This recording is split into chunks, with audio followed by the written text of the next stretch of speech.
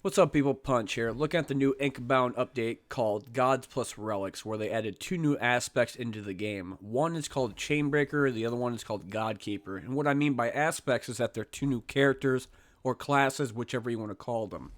There was also different changes added to the game. For example, there was different quality of life. They also changed some different vestiges that were in the game that were once like +3 or +4 like physical slash magic damage. Now they're like up to +15, and some of them are even commons. Then you have the rares and legendaries that were also added into the game. But essentially, the two things that we're going to talk about in this video are going to be the new aspects, which is the Chainbreaker and Godkeeper. Starting off with the Chainbreaker a little bit, we're going to talk about a skill set that he has. For example, his specialization is called Martial Master. After using Runic Strike 3 times, gain Combo 1. Combo. On using your next binding, consume Combo to reduce the cost and cooldown by 1 per stack. They also have the 3 active abilities that they currently use for the specific class, which is called Runic Strike, Infused Fist, and Eruption.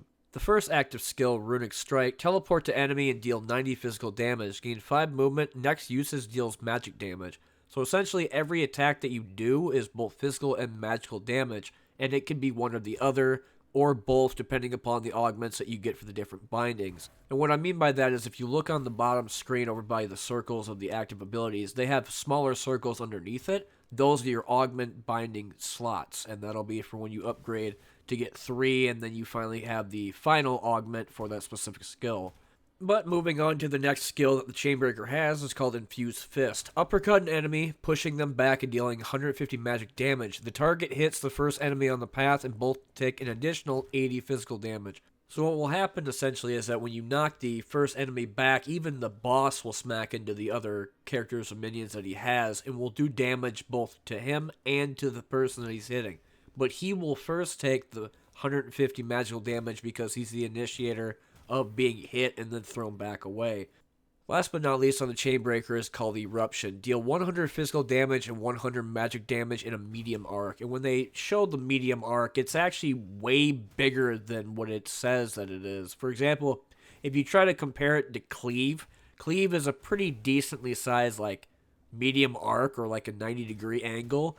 This one is like 2 times that, if not more, and it's pretty big. So if you're going to do the ultimate ability, I highly recommend taking out the lower health units or units that can be one-shot, because those are the ones that will be killed off the fastest using that specific ability, rather than using like the secondary, which would be Infused Fist, that would push the primary person you hit into somebody else. That's mostly dealing with wave clear. But talking about the next character, which is called Godkeeper, their specific abilities are a little bit different.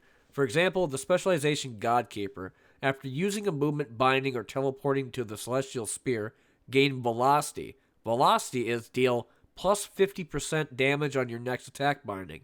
What it'll do is that when you use Celestial Spear, or you use a movement binding, the spear will glow, and that is basically what your velocity will be. But that would be his specialization. Talking about his active abilities, the first one is called Impale. Deal 30 damage, double to the nearest enemy, inflict 1 stack of bleed on the nearest enemy. So when you pierce them, it'll do double to the person behind them, and they will both take 1 stack of bleed that will also stack the more you hit them. Then they have Celestial Spear. Throw your spear, dealing 40 damage, and create a selectable Celestial Spear where it lands.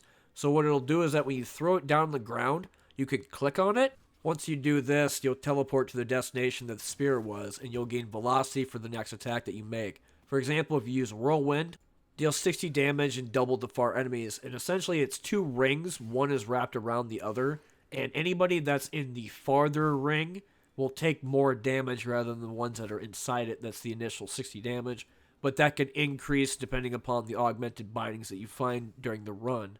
And I'm probably going to try doing other videos for the other characters as well, like the Magma Miner, the Moss Cloak, the Threadweaver. Inkbound will have a total of 10 aspects in the game. Currently, right now, there's going to be the 8, with the inclusion of the Godkeeper and Chainbreaker. Both aspects I am not used to playing compared to the other characters like the Obelisk, the Star Captain, or even playing the Magma Miner.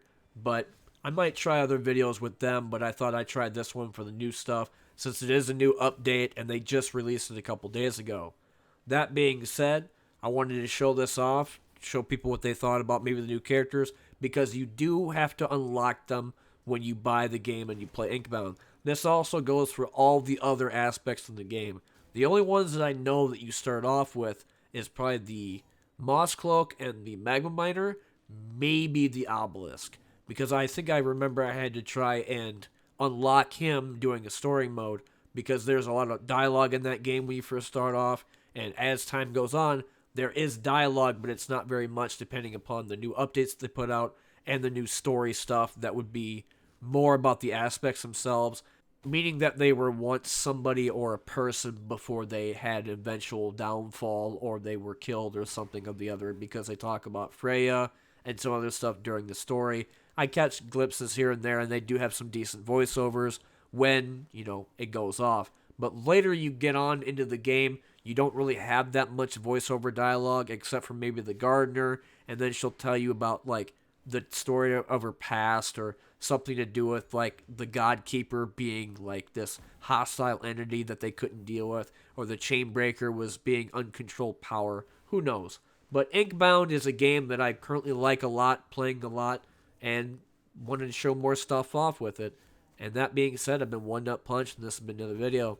If you like what you see, go ahead and press that like button. I'll be trying some more stuff out for Inkbound. I've been playing a lot of the different changes that they've been doing. They made a lot of the Vestiges bigger, more tough. They also decided to get rid of the monetization deal, meaning they got rid of their store that people would be able to buy cosmetics for their character, the different things for their aspects, like new emotes, new costumes, new weapon skins, and so on. They have something now called the Vault, or the Cosmetic Vault, and it's where you can go and get in-game currency skins after completing a run or defeating a villain. So that's basically how it would work even before they changed it. But they also decided to mess around with the different Vestige sets. And what these are essentially are the different Vestige that you would get in the game. They have different sets that are about the same, like Shadow, Empower, Precision, or something or the other. And you can combine them together into a full set that will give you more physical damage, like 35% plus, or give you Omni Power, which is ability power. They just changed the name. And that will be for both physical and magical damage. So in short, before the video ends, you got 2 new characters, a bunch of new quality of life changes, a bunch of different Vestige sets with the new power ability, and some new stuff, as well as less of a monetary store that was once there. But anyway, thought I'd show this off. I've been One Nut Punch. Thanks for watching as per usual, and I'll see y'all later in the next one.